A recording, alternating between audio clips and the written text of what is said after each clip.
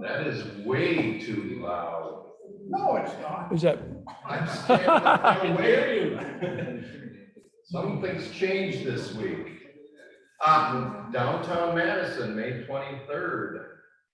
We have a speaker on Zoom, so we'll start with the Pledge of Allegiance. I pledge allegiance to the flag of the United States of America and to the republic for which it stands, one nation, under God, indivisible, with liberty and justice for all. I think I count 23 bodies in the room here and 6 online, including our speaker. So Peter Fisher is going to introduce. You want the our moment? speaker. when do you want the moment? What? Well, when do you want the moment of reflection? Okay. Yeah, it's incredibly well. I won't bite you, Peter. I'll stand back here. Anyway, I'm very pleased to introduce Anton Shirikov. I first heard him on the NewsHour with Judy Woodruff, and they said he was from Madison, Wisconsin. I said, we've got to have him on. He is going to talk about a very interesting and dangerous subject these days, the war that Putin has brought. And so let me just introduce him very quickly. He is a PhD candidate and is in the UW Political Science Department. His dissertation is Who Trusts Untrustworthy Media, Partisanship and Information Credibility in Authoritarian Regimes. So he is working on media politics, misinformation, perceptive of media in autocracies, does other work in contemporary political institutions and authoritarian legacies in post-communist space. And before coming to UW, he was a journalist and editor covering business and politics in Russia. He got his master's degree from the European University in St. Petersburg. Later this year, he will be a postdoc at Columbia University. And he's been on many programs. So I would like to stop right there and introduce Anton.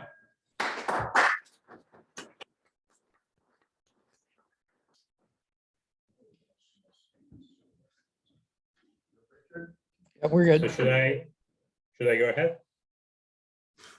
Yep. Okay, great. Hello everyone. Thank you for inviting me. This is an honor, and I hope I will be able to provide some information on the ongoing conflict and on Putin's strategy in this conflict. At least that's what we discussed with Peter before. But please, after I finish with my sort of brief introduction into what's going on, please feel free to ask me about other things related to Russia, propaganda, Putin, or Kremlin's policies. As you probably know, the war in Ukraine has been going on for about 3 months, and the Kremlin has had limited success in the war so far. In particular, they've suffered a few major setbacks, including they had to retreat from Kiev and Kharkov, and they couldn't take those cities. And right now, the fighting is concentrated mostly in the southeast of Ukraine, an area that some call Donbass. It is basically 3 administrative regions of Ukraine that are bordering with Russia. Some of the regions that are bordering with Russia. And the progress has been, even in the past month when the fighting shifted to Donbass, the progress has been slow. They're still making some territorial gains, but as of now, there is strong Ukrainian resistance. So as we're trying to understand what the Kremlin wants to do next and what are its ultimate goals in this conflict, it's important to have a couple of caveats in mind. And first of all is that we don't have much information about the actual discussions within the Kremlin. It's all very secretive. And Putin, especially in the past couple of years, he has been especially secretive about his plans. Only just a few of the members of his inner circle know what he's going to do. Second, the goals for the conflict, even the official declared goals or semi-official, have been shifting. In the beginning, they talked about regime change in Ukraine. Then they started talking about what they call liberating of Donbass. So essentially, bringing those regions under Russian control, those regions in the east of Ukraine. But recently, we've heard some people on television, some not officials, probably, but I think some officials too, talking about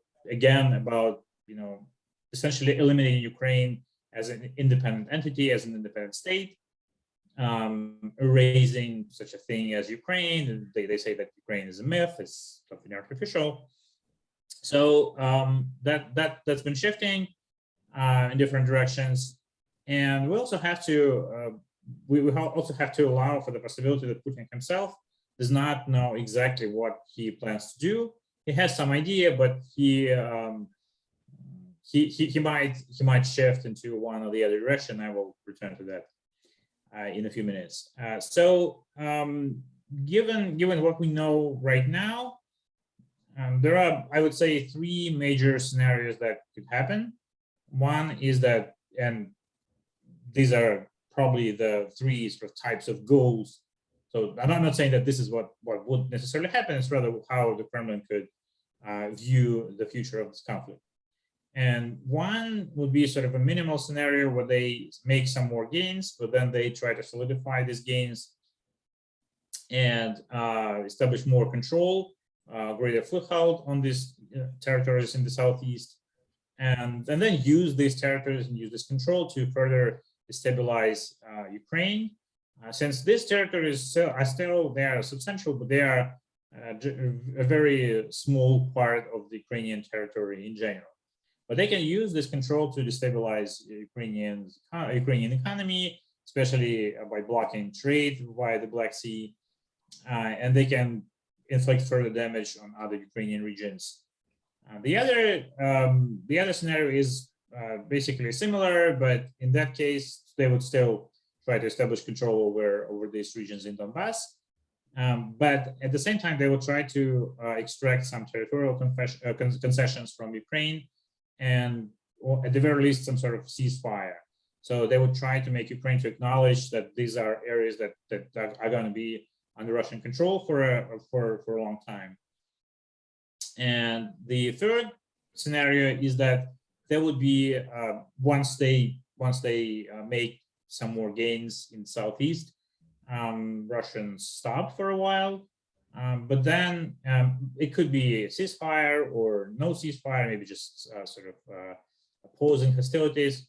But then they would resume in a year or maybe in 2 years, and they will try to take the whole of Ukraine once again. So, of course, the most realistic scenario is the first one. But there are reasons to think that Putin might not actually prefer this first minimal scenario. And here are some thoughts on why.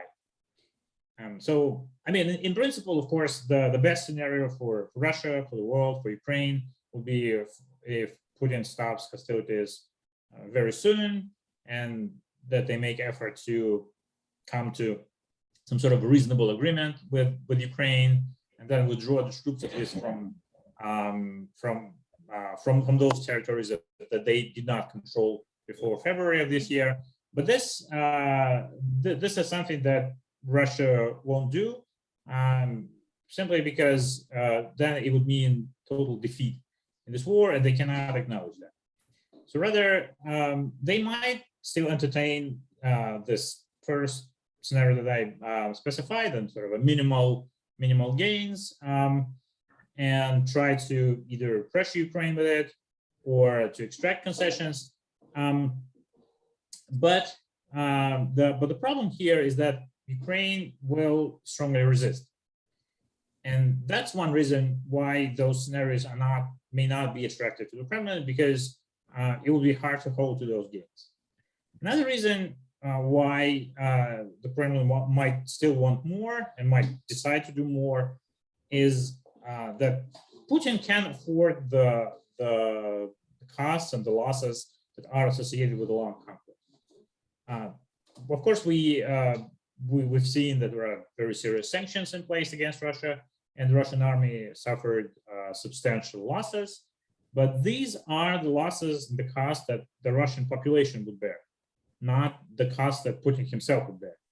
And he built a system in which he can do basically anything without inflicting any serious personal cost to himself or to his inner circle. Part of the system is that he has, and he still has, rather strong support among the Russian population. And this support is, of course, not like a uniform, it's not like a fascist party. 70% of the population are just really enthusiastic about the regime. Most people just don't see any alternative to the Putin regime. And so that's why they sort of tolerate it, or they are okay with it. And that also translates into relatively wide support for the war, or at least to some sort of hostilities in Ukraine. In particular, I think it's hard to talk about exact numbers right now, given that surveys in Russia are very unreliable in the current situation. But I think from the evidence that we have, we can conclude that more than 50%, maybe more than 60% support Putin in this war. And probably the minority, maybe 20, 30%, are actually enthusiastically supporting the war. They are pro-war. Other people either believe that this is just some necessary evil. This is something that has to be done to protect Russia, to defend it against the West or against Ukraine, or they just don't have an opinion on the war, and they would prefer that the war did not happen, but they just see it as something inevitable, something that they cannot do anything about it, and so they just try to go on with their lives. So this is sort of a tacit support. Those people would never protest. They would never say anything against the war. And this is what allows Putin to behave in this way. Putin also controls a lot of institutions, well, basically all major institutions in Russia.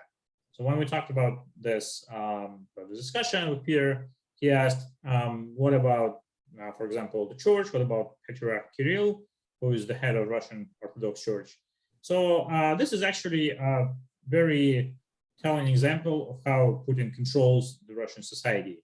The church has come very strongly in support of the war, and Kirill himself had a few public statements and sermons where he talked about this war being a holy war to defend Russia's borders, to defend Russian way of life against Western influences, against Western values. So they see this as some sort of a civilizational conflict. And most of the church, the overwhelming number of priests, totally went with it. In the beginning of the war, there were some priests who signed some sort of a mild anti-war letter, but I haven't heard anything since then. There was just one priest who criticized the war in his sermon, and he was quickly removed. And that's basically, they use the church, they use this control of the state over the church to promote pro-war propaganda, as well as they use television and other means. The other thing about Putin himself is that Putin hates Ukraine essentially. He has been upset by the developments in Ukraine since the 2000s, since the first revolution on Maidan. And he sees Ukraine as a sort of ideological threat that is sort of an anti-Russia, how Russia could be more democratic, more pro-Western, more liberal. And I'm not saying that Ukraine is a perfect democracy, but compared to Russia, it's a very, very different country. And Putin sees that, and he's been very angry about Ukrainians, about their, about their desire to build their own state and to decide for themselves, that they shouldn't, that they wouldn't go with Russia. And he's very upset about the West. He believes that the West has treated him and Russia in general very unfairly, that they haven't heeded his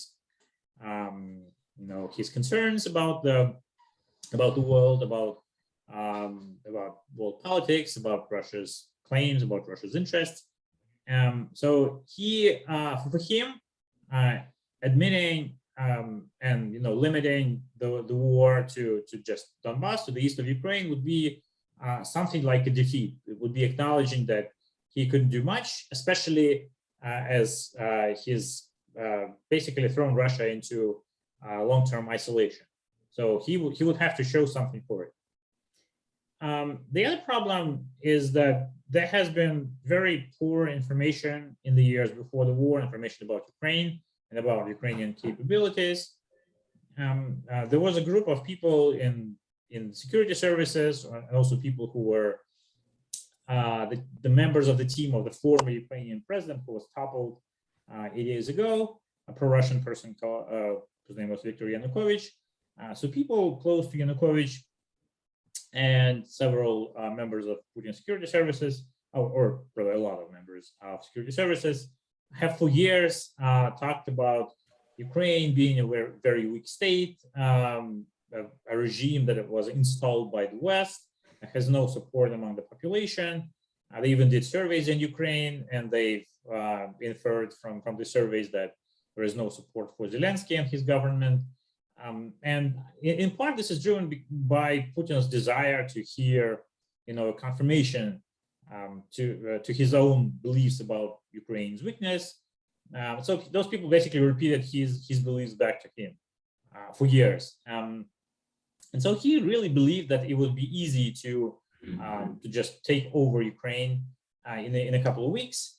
And even now, even though now it's clear that it's not possible, I think it would be really hard to completely reject all the thinking and to just shift to a new reality. So I think that understanding that belief that Ukraine is weak and it could fall would still linger there. So why stop at Donbass? Maybe he could, see this as a tactical sort of pause, but not as a strategic goal. And then I think in general, this also lines up very well with how Putin behaves, how he acts. So some people believe that Putin is this master strategist who has a long-term view on a lot of things. And I wouldn't say that's completely untrue, but in many ways, Putin has behaved as more of a tactician. He sees some opportunities, he tries to seize them, to exploit them, but then to see what's going on, how the world responds, and then adjust.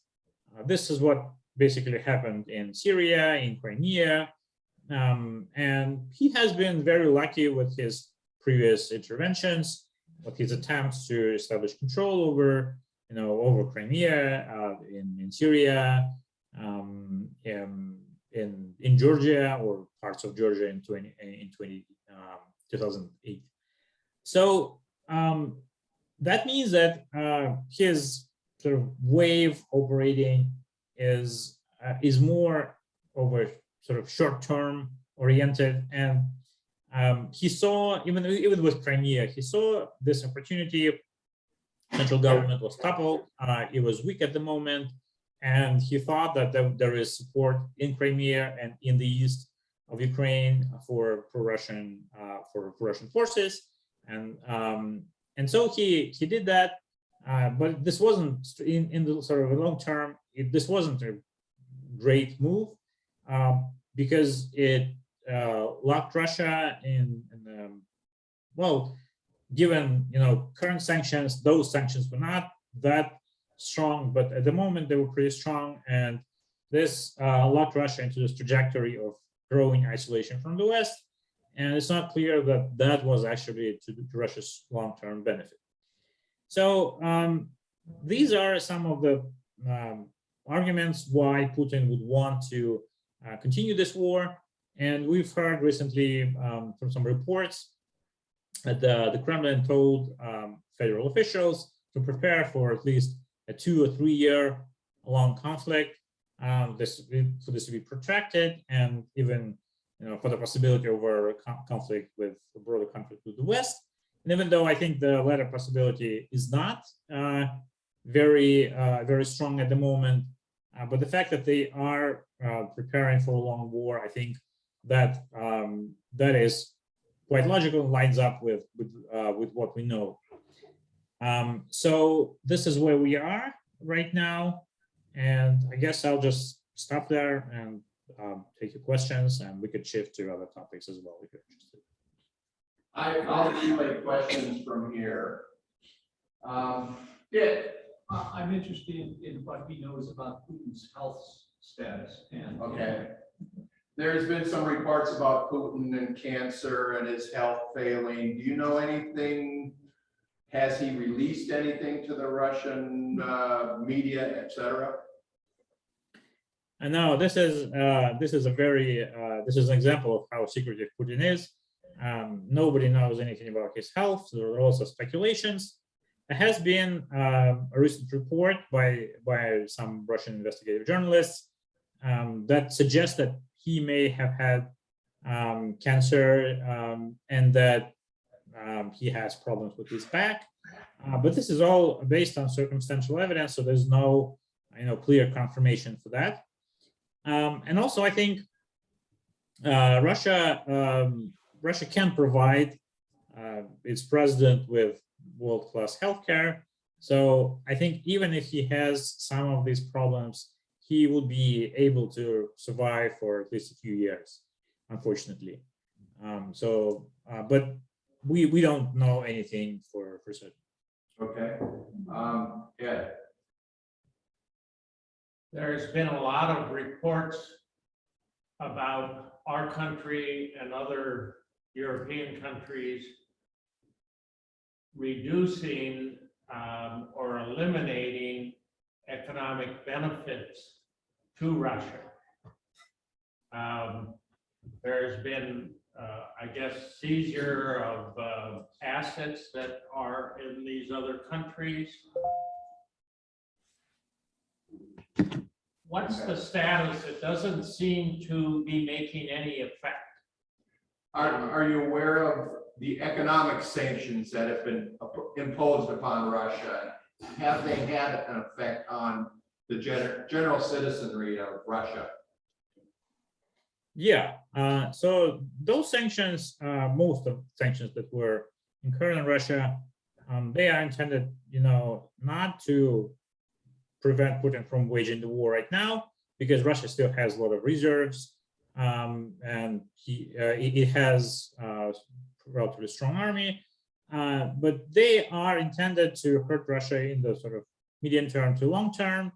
And Russian citizens have started feeling some of these effects, mostly in terms of increased prices. Prices on some goods have increased by 30-40%. Not all of them, but at least a lot of goods were imported. Plus, Russians who were rather middle class, urban, they are now losing access to a lot of services they were used to shopping at stores that were the branches of European or US retail companies. So right now it is relatively limited effect for ordinary Russians, but that's because it has been just a couple months, and I think and most economists expect the effect to worsen over the summer. Plus, Russians will face other problems with import. Like, for example, in a couple of months, they won't be able to supply parts for their airplanes. They will have to actually disassemble the existing aircraft to maintain the to repair the other airplanes they have. So these sanctions would definitely hurt Russia in terms of like 6 months and longer time frame. Right now, not yet, but it will happen. Leonard, What is the situation with respect to grain in storage and grain production this coming season? yeah, there's a lot of stories about the impact on the world's grain markets from Ukraine not being able to plant, the Russians stealing grain from the Ukrainian storage bins, etc. If you care to comment. Yeah, this is a serious problem, and it's not just about Ukraine; it's also about Russia, who stopped exporting grain and other agricultural exports that they had. But with Ukraine, it's probably the most immediate impact. And one of the problems is that the Russians are blocking Ukrainian sea routes through the Black Sea, Ukrainian ports, and I mean we don't know exactly how much, and the Ukrainians are trying to establish alternative routes through Eastern Europe, through the Baltics, and this would take time, unfortunately. So I mean, I don't have exact numbers on how this will hurt the other countries, but it will there will be a substantial impact of that, unfortunately. Corky. Okay, this morning in the Washington Post, there was a report of some high-ranking Russian official. I think it was some UN group. Anyway, he was over in Europe, and he was extremely critical of Russia, particularly Putin, for basically crimes against humanity in Ukraine. Is this the tip of the iceberg? Are there going to be more high-ranking people being critical? Or is this unusual? In the Washington Post this morning, there was an article about the UN official who was highly critical about the human rights abuses. Yeah, he's a Russian. Is that typical? He was a Russian diplomat, basically. Yeah. Do you anticipate more coming out to call Putin's actions? Yeah, so this is rather an unusual case. There have been a couple of officials who resigned since the war started, but they've been mostly quiet. They just resigned, and that's it. So this is not a high-level official. This is some person that works in Russia's branch of Russian embassy in Geneva. So, but it is curious that this person decided to speak out publicly and to criticize harshly. I think there are people who are not fond of the war. We're breaking up here. What happened? I think it's on his side.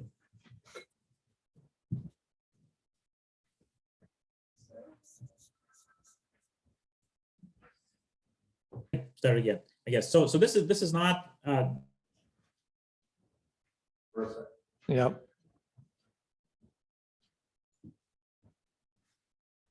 It's on his end. How do you know? Actually, that's a good point. So it could be that triggers some. Oh, there you go. We're having some instability. Yeah.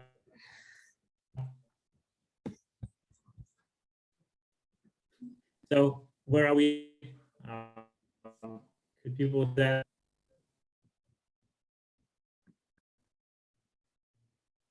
Still getting the signal.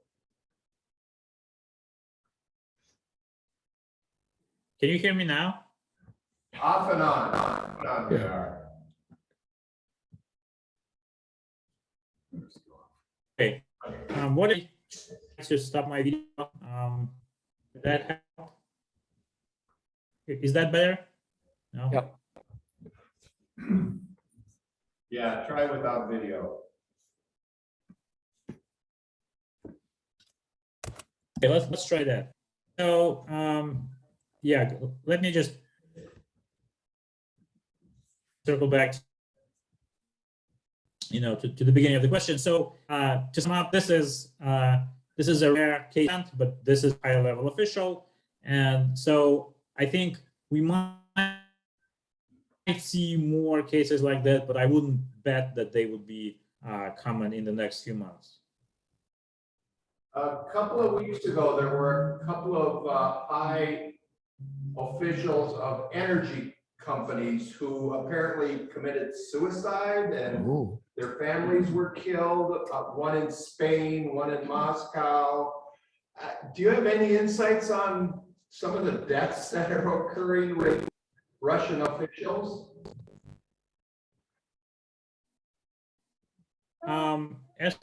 As for those cases, from what I know, these were not, related to politics or the war. These were some personal issues with these people or their families. So I don't think this is driven by the conflict, or at least that is directly driven by it. Maybe it's kind of indirect consequence. Maybe someone was fired or suffered some losses as a result of sanctions. I don't think this is this is like a political issue. Time for one more. Tom. Is there any reports about the Russian military's reaction to its poor service, poor ability to fight the war? Is there any public statements about the, I'll say, ineffectiveness or poor performance of the Russian military in Ukraine and any blowbacks from that? Nothing public. Of course, publicly they say that everything is going according to plan, and Russian army is fighting as well as it could. But there were some people were sacked or demoted as a result of this early setbacks. They've tried to reorganize the logistics and the command structure. Not clear how well. It seems like rather with moderate successes. There are some in the unofficial reports about soldiers being rather unhappy and often declining to, or at least trying to decline to go and fight. But in many cases, they are still forced to go to Ukraine. And yeah, so that's what we know. There is unhappiness, but it's not officially recognized, and the extent of it is not fully clear. Well, we appreciate your time. We're gonna have to move on to business, but best of luck with your time here in Madison and continue your studies. But thank you very much, Anton.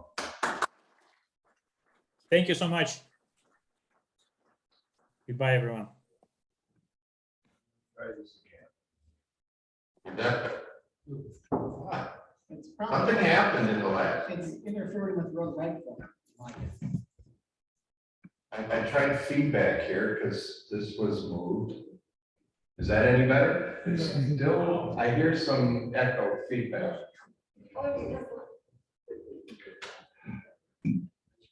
I have a loud voice, so. As I said, guests, who has guests here? I know Ken, you have a couple of guests, right? My wife Carol is a guest.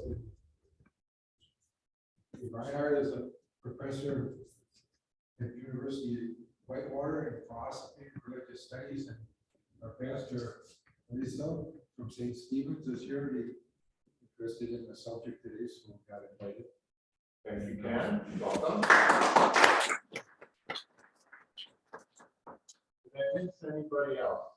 I think that's it. Guest up in And we have a couple of Madison West, Ron, and I can't remember the first name of the second. And we have 3 members online, so we're doing good numbers today. Let's see, we have a couple of announcements, and Richard's going to do moment of reflection. So let's do that first. Sure. Richard, it's yours. Speak up.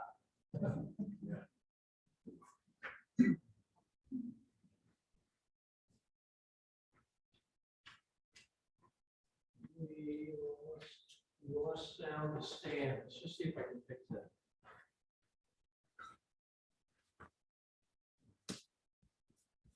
Can you hear at home? George, can you hear us? Just A little bit?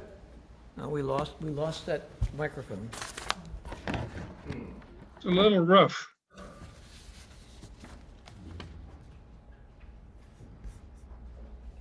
Every week it's different. Yeah. How about now? Okay. Well, thank you all.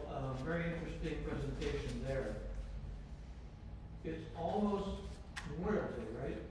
We're taking Memorial Day off, so I thought I would do something military history.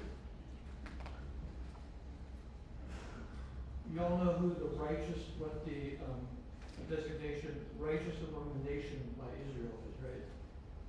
Here's an example of an American sergeant who was recognized by Israel. Here's America's only soldier to ever receive Israel's highest honor conferred on non-Jews who risked their lives to save Jews during the Holocaust. On a winter day in 1945, the threat of immediate execution, facing the threat of immediate execution, done to his head. He and his men displayed an act of courage and character that exemplifies what it means to take a stand against evil. U.S. Army Master Sergeant Roddy Edmonds, 422nd Infantry Regiment, 106th Infantry Division, the Golden Lions, was captured by German forces on the onset of the Battle of the Bulge, late 44. A native of Knoxville, Tennessee, Edmonds was 25 years old. He had only been on the front line for 5 days when his unit was overrun. Edmonds' captors marched him east, where he was transferred to Stalag 9A, a camp for enlisted personnel just east of Bonn, Germany. As the senior non-commissioned officer at the camp, Edmonds found himself responsible for 1,275 American POWs. On January 27, 1945, the camp commandant ordered Edmonds to assemble all the Jewish American soldiers so they could be separated from the other prisoners. Defiantly, Edmonds assembled all 1,275 POWs. Furious, the German commandant walked quickly up to Edmonds, placed a pistol against Edmonds' forehead, and demanded that he identify the Jewish soldiers within the ranks. Edmonds, a keen and dedicated Baptist, responded sternly, "We are all Jews here." Edmonds then warned the commandant that if he wanted to shoot the Jews, he'd have to shoot everyone, and that if he harmed any of Edmonds' men, the commandant would be prosecuted for war crimes when Germany lost. Edmonds then recited that the Geneva Conventions required POWs to give only their name, rank, and serial number, not their religion. The commandant backed down. Edmonds' actions are credited with saving 200 Jewish American soldiers from being murdered. He survived 100 days of captivity and returned home after the war, but kept the event at the POW camp to himself. He never told anyone. Edmonds later served in Korea. It was only after Edmonds' death in 1985 and a review of his diaries by his son that his story came to light. Jewish American POWs, including Sonny Fox, who after the war became an executive with NBC, verified the story, as did other POWs who were glad to share. The state of Israel declared Edmonds righteous among the nations in 2015. Thank you.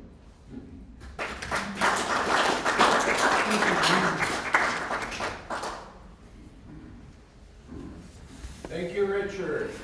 Any other announcements? Dick? I'll just announce from here. We have 2 dates when we've reserved shelter number 3 again out of Lake Farm for outdoor gatherings. One is June 23rd and one is August 10th. And Kevin will confirm this in the newsletter, everybody. But this year we're past COVID enough so that we can have we'll have barbecue and things. So the lady afternoon or the evening, so that people can have that as the evening meal, and perhaps get some of our members who are still working to be able to come after work and bring family members and such. So June 23rd and August 10th. Okay, we skipped July. Travel month. Anything else? I'll just share that a number of us were at Herman's Celebration of Life on Saturday out at Token Creek. Ed was there, Jim Nemke, Ken came, Dick was there, I was there. Anybody else that I'm missing? We left early. Nice celebration, good food, a lot of people, family, friends. When you're 90, almost 95 years old, you, I guess, accumulate a lot of friends. Not that they're all alive yet, but it was a good day, and Herman obviously will be greatly missed. Anything else? Ed, you want to share about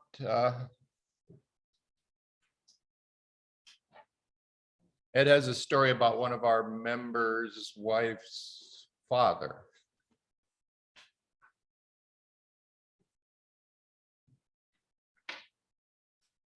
Saturday, my wife and I attended the Allison Dairyland event, 75th anniversary.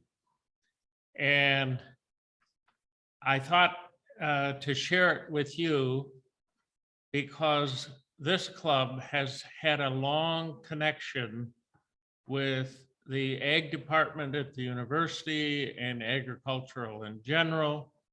As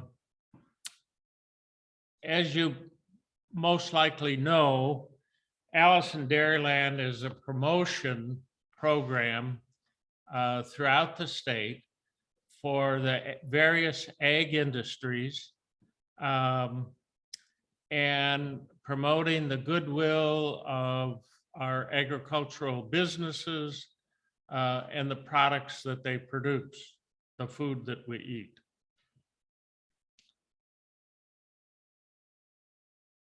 The person I learned that started this program was a member of downtown Kiwanis many years ago.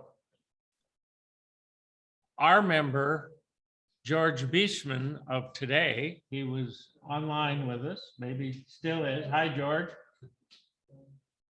Hello there. Was at this event along with his wife, Donna. And they were recognized because it was George's wife, Donna Beesman, who was the daughter of our former member, Don McDowell. Did I get that right, George? Yes, that's correct. Don McDowell, who ended his career as a Secretary of Agriculture for the state of Wisconsin. But apparently early in his career, he helped get this program started. I made a copy of the old directory for Don McDowell. It's listed that he was a member since 1961. So, or maybe this was a 1961 directory, I'm not sure. But I thought that giving a little recognition today to our former member, to the many members who are or have been in agriculture, all being a part of the Allison Dairyland program. Thank you, Ed.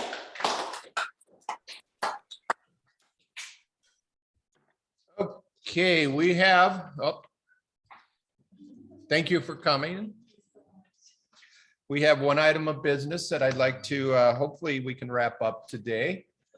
We had a little snafu last week with the motion, but I think we have it right this week. I'd like to entertain a motion to untable the motion that I shared in the email today. Is there a motion? Because we had tabled it prior. Bill, second. All in favor, say aye. Aye. Opposed? It carries. So we are now discussing the motion that was in the email about expending $40,000 this fiscal year to support the Madison Reading Project. If anybody's interested in what the Madison Reading Project requested for that money, I have copies of their request that Eileen shared, so I can put one on each table. Dolly, can you get one? And at this point, we have the motion before us. Is there further discussion? We have been discussing this for several weeks. I'd like to get the motion voted on today if it's the will of the body here. Any comments? Mike Ely. I think it's unclear in the motion whether this is one time. It doesn't say, and subsequent to that, as part of your email, you said it was an ongoing thing. So No, what is the? it's a one-time request for the foundation to give $40,000 for the club to move to Madison Reading Project. It entails 2 fiscal years, which is why I said the clause, as per our bylaws, needs a 2/3 vote to pass. That is one of the stipulations about us entering or abolishing programs that are multiple years. Since it's going to be given in this fiscal year, but implemented next fiscal year, that's why I said this is what we have to do. Again, this is a sidebar, whether this is relevant or not. The foundation fund, since the first of this year, is down between 10 and 15%. That's a point of information, yes, as are most anybody with any kind of stocks, that our endowment or our unrestricted fund is down probably $100,000 at least.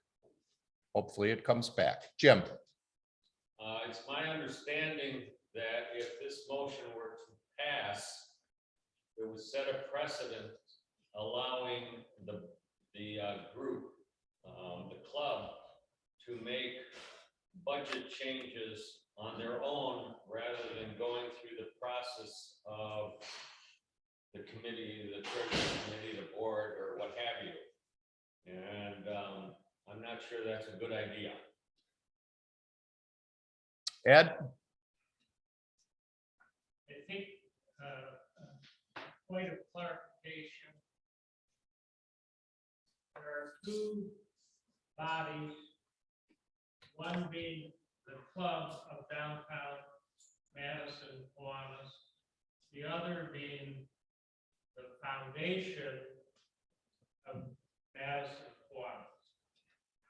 Each has its own board.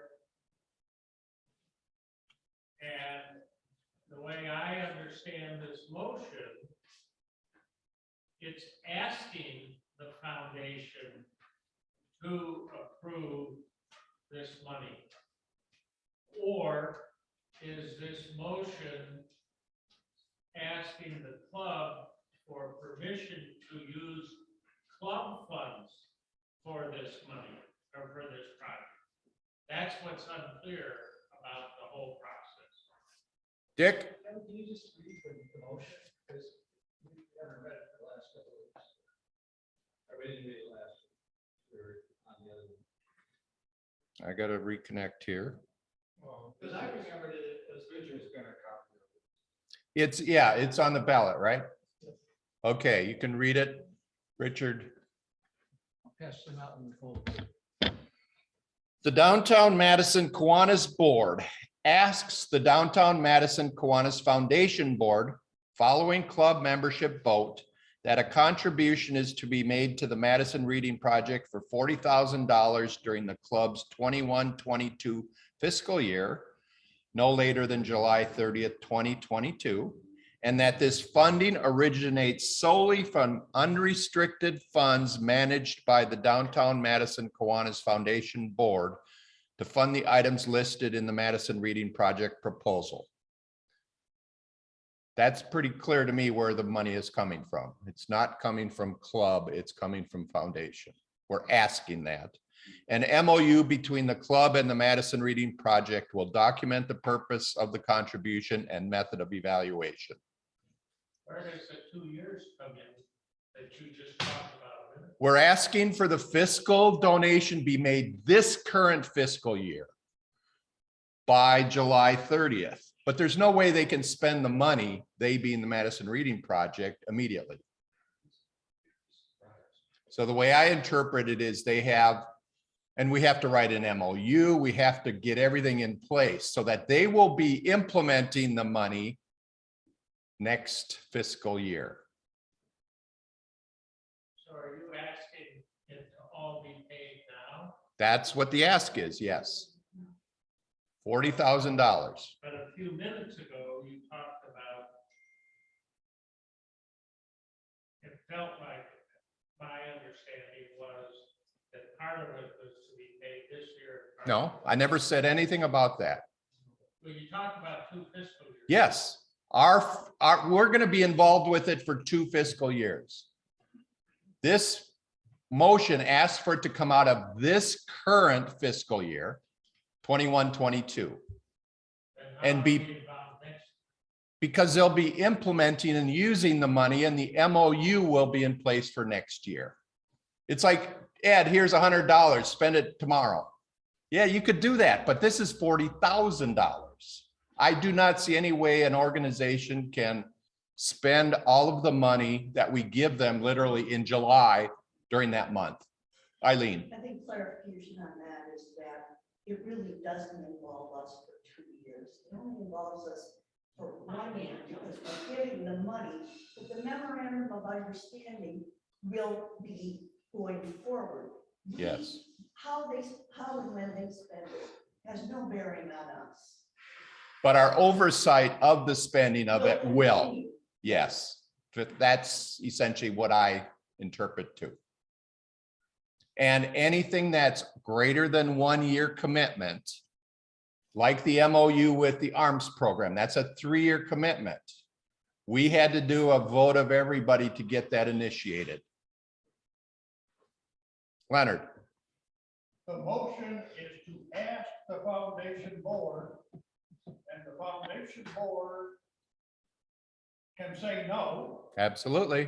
or can create a procedure process by which the money might move or and include step criteria for any future requests. And this is Jim's point of this is setting precedents of the club asking above and beyond what the foundation trustees who we elect to represent the club as a whole on the foundation. We're asking them to change the way they've done business with the club, even though they're a part of the club. Phil. I need clarification. I want to make sure. We're talking about just 2 disbursements in 2 years. No. No? One disbursement, $40,000 by the end of this fiscal year. That's why I need clarification. Last week, we were looking at. We looked at the wrong motion, which the board considered and talked about, but did not pass. Thank you. Yes, one disbursement during this fiscal year. Is everybody ready to vote? So if we do not approve this motion, we still could make another motion Oh, yeah, that would support the reading project. absolutely. And we could incorporate the reading project in our ongoing budget setting for next fiscal year. Because we have the number from the foundation as to what they think the 5% is. And committees are coming up with budgets. We as myself and Meg as president-elect, Meg is in charge of the budget. She can talk to the committee chairs about, hey, can you kick back 5,000 or whatever number? And we can put Madison Reading Project into next year's budget as per normal committee activities. If I could just say one other thing, so I know that this is a great project and we learned something about it. There are other reading projects with similar goals in our community. And some of them have spoken to our club in the past. And I just, before we would make a final decision of an amount like this, I would like to see us look at the relative impact and value of other similar programs in addition to the Madison Reading Project. How do we call the vote? Let's do it. I have my cheat sheet on Robert's Rules of Order. You can say, essentially call the question, call for the question. and that is non-debatable, that is non-discussable, that is once majority vote passes it. All in favor of voting right now, raise your hand. All opposed? Unanimous. I didn't look on the line. So we are voting right now.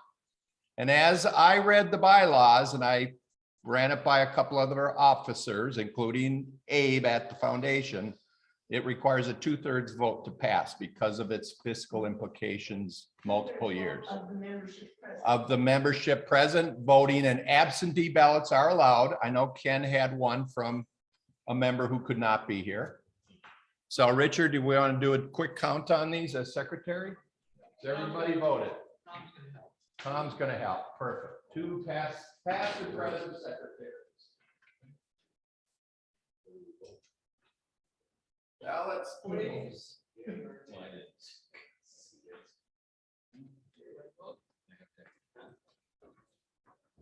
We vote twice? Yeah. Well, You pay double dues, Ken. as long as you look at the votes, I know the broad one got all the votes. The broad one. Okay, we've got one stand.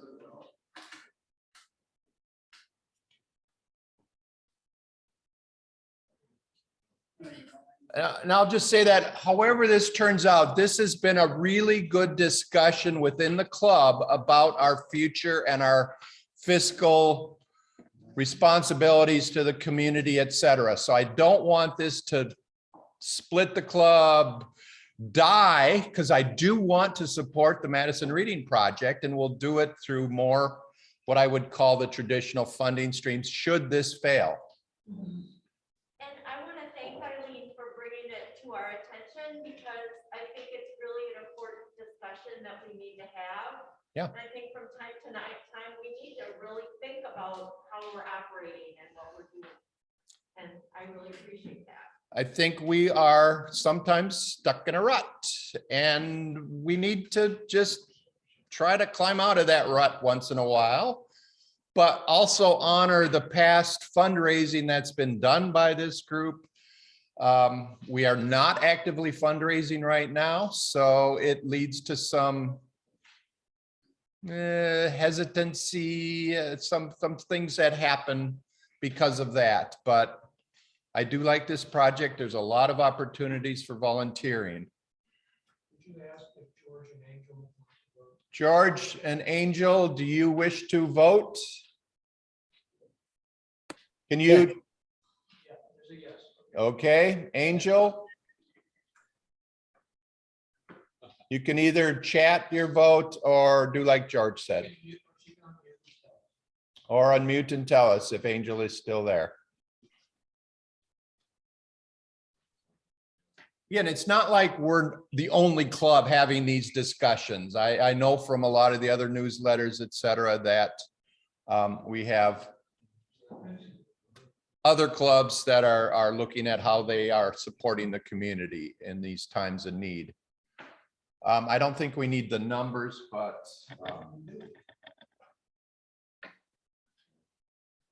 the motion fails.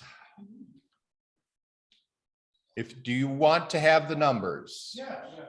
9 yeses, 12 nos. So we are pretty much split down the middle here. Okay, so now we need to move on with this. And Eileen, I'll talk with you more and have Meg talk with you more about how we can incorporate some of the budgeting into the committee budgets if you're interested. Okay. Kevin, if we go back to the foundation, or to go back to the club board now? The club board will be meeting in a couple of weeks, and if there's further motions out of the board, that's where they will arise. And members can also petition the board for motions, etc. But as president, I'll talk with Meg about this. I think we need to work more within the confines of our ongoing committee structures.